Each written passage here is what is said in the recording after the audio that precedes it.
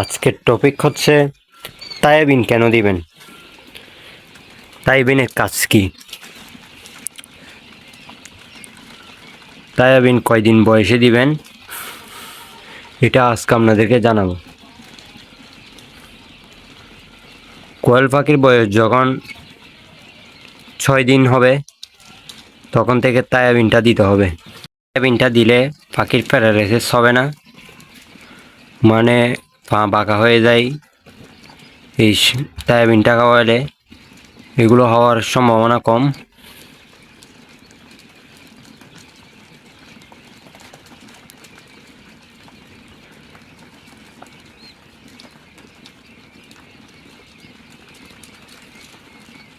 তায়াবিন চালাবেন হচ্ছে 1 লিটার পানিতে 1 গ্রাম, 3 দিন চালাতে হবে, 9 দিন বয়স পর্যন্ত।